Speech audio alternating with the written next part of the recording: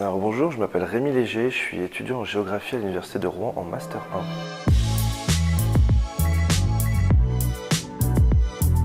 1. Ce qui m'a amené à la géographie, c'est au lycée, je savais pas trop où aller et j'aimais bien la géographie qu'on faisait au lycée. J'avais des notes plutôt correctes et je me suis dit allons essayer ça. Pour moi, c'est avant tout comprendre le monde qui nous entoure, comprendre dans lequel on vit, comprendre les personnes, les endroits, les choses qui évoluent autour de nous pour permettre d'évoluer personnellement, évoluer aussi, faire évoluer la société. Ah, tu connais telle capitale ou tiens, dessine-moi telle carte. Je sais que j'ai pas mal d'amis qui nous appellent les colorieurs de cartes, entre guillemets. On essaye de déconstruire un petit peu ce préjugé, mais c'est pas forcément évident. Je vais forcément venir lui parler de géographie, lui dire que finalement, le séduire un petit peu avec la notion de la géographie, ça peut sauver le monde à travers tous les pans de la géographie, que ce soit en géographie de la santé, géographie physique, l'analyse des risques, etc. Notamment, il y a tout un pan de la géographie qui s'appelle la géographie du développement qui va permettre d'aider les populations avec le plus de difficultés à se développer, que ce soit l'accès à la nourriture, l'accès aux soins, l'accès à l'eau, ou même l'accès au numérique qui est extrêmement important aujourd'hui. Ça vient d'un prof que j'avais en licence qui m'a parlé d'une thèse qu'il avait dirigée autour de la géographie du yoga, un petit peu une thèse de géographie de la santé basée sur une approche spatiale de la pratique du yoga dans le monde. Iași, dans le nord-est de la Roumanie, où je suis parti en Erasmus pendant 6 mois. J'ai découvert un petit peu la région autour de la ville, aussi un petit peu la Roumanie dans son ensemble, mais c'était vraiment une super expérience et cette ville notamment m'a vraiment marqué.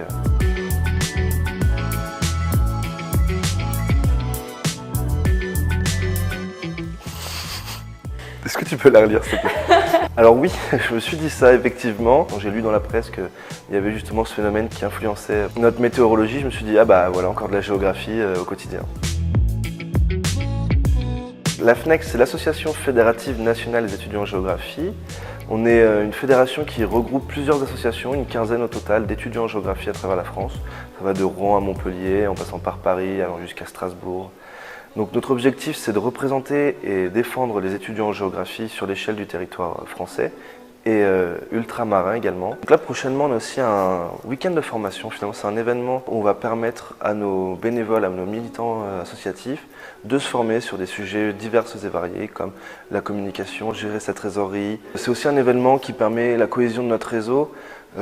Cet événement en particulier est basé sous le signe des Géolympiades, donc Olympiade avec Géo devant, on adore mettre Géo partout. La FNEC ne chapeaute pas forcément d'autres associations étudiantes, on travaille vraiment de concert ensemble, c'est pour ça qu'on est aussi basé sur un principe de démocratie participative comme on dit. Donc on a nos associations qui finalement font partie de notre conseil d'administration, qui choisissent. C'est à la fin tout des étudiants qui agissent pour les étudiants. Je suis président de la FNEC depuis juin 2016 maintenant. Je suis un président cool forcément. Quand on fait de l'associatif, c'est avant tout pour permettre aux gens de s'épanouir, de développer leurs compétences personnelles. Pour finir, je remercierai GeoShot de nous avoir offert la possibilité de nous présenter, de présenter notre vision de la géographie, notre association. Merci Rémi. Je me trouve actuellement en direct de la Cité de l'Architecture à Paris, où se tient actuellement l'exposition Globe, où comment géographes et architectes ont participé à la découverte du monde et à sa représentation. Nous avons également la Geography Awareness Week partout en France et dans le monde, du 12 au 18 novembre. Et pendant cette période se tiendra également la journée du SIG, le GIS Day, le 15 novembre.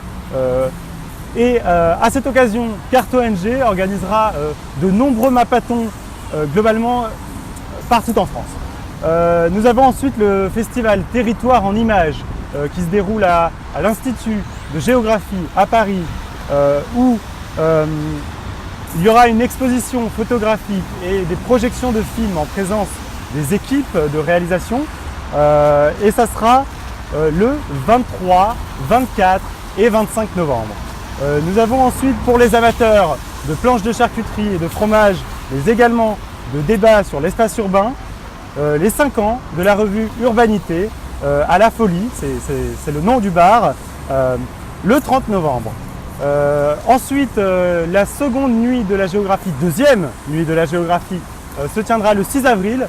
Alors ce n'est pas le mois prochain, mais vous avez déjà un appel à projet qui est lancé et auquel vous pouvez répondre jusqu'à la fin du mois de décembre.